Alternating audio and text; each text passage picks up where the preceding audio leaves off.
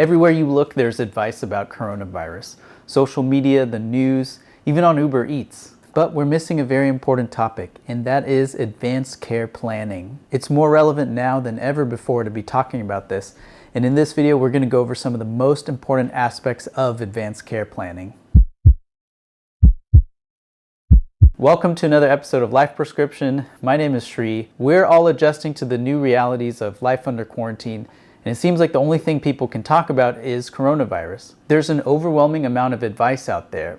At the same time, I don't think we're talking about some very important topics. So today, I want to have an extremely honest conversation with you about advanced care planning. If you find this video helpful, please click the like button. It will help other people find this video. The next few things we're going to talk about are emotionally heavy, so consider this a warning if you're not in the right emotional space. I want to talk about advanced care planning, and to do that, I want to go over a few questions that we really have to think carefully about. Once you've gone through these questions, I want to encourage you to have an honest conversation with your loved ones, sharing your thoughts and feelings about these topics. The first question we have to talk about is, who will make your medical decisions in the case that you are not able to? If, for example, you are placed on a ventilator, which is a form of life support, you may not be able to communicate with your healthcare providers. In that situation, who would you want to talk to your healthcare providers in your place? If you have an answer to that question, great.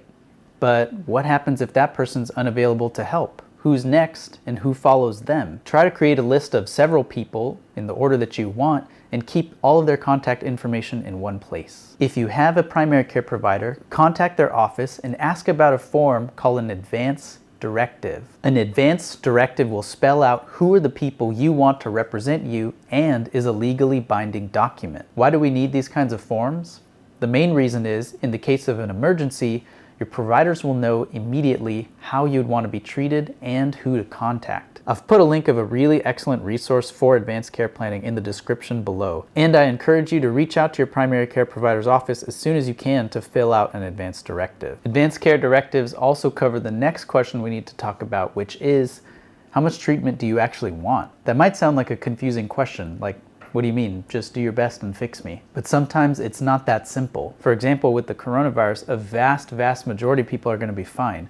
More than 80% of people aren't even going to need to seek medical care. But around 5% of people will end up in the intensive care unit, or ICU. In the ICU, things can escalate much faster than we're prepared for. Really tough decisions about life support, CPR, whether the treatments we're doing are even working, have to be made in moments. When it comes to how much medical treatment would you want, here are the categories we've seen most people fall into. Most people are on a spectrum, and here's my crude drawing of that. At one end, it's don't even touch me, don't do anything, I just want a completely natural death. At the other, it's I want everything possible for as long as possible.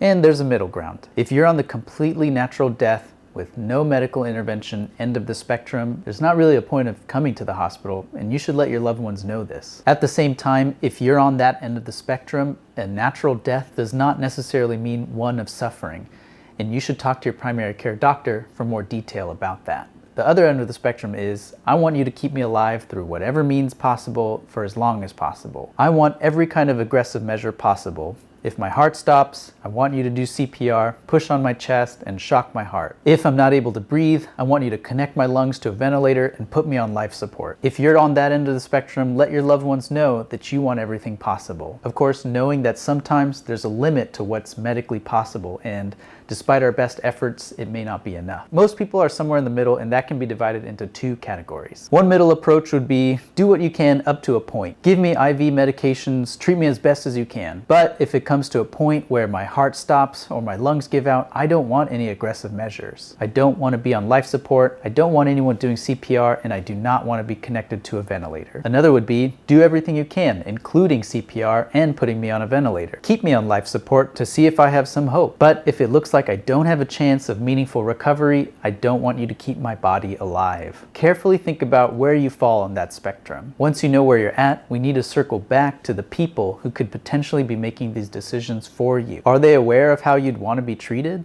Have you talked to them about that? If you're comfortable in doing that, I would encourage you to do so. Otherwise, if that kind of situation arises, your decision makers are going to be in the dark about what you would want. The point of having a designated decision maker isn't for them to choose what they would want. It's for them to communicate what you would want. And if they don't know what you want, they can't act on your behalf. Honestly, none of us want to think about death or dying, but this is the unfortunate reality we're facing. And while it may seem unlikely, it only benefits you and your loved ones to have a plan in case something does happen. It's more important now than ever before to have these honest, open conversations with each other. Thank you for spending some time with me as we continue to learn together. Please make sure to share this video with your loved ones. And if you found this information helpful, please click the like button so others can find this video as well. Until next time, stay safe, stay well, and I will see you soon.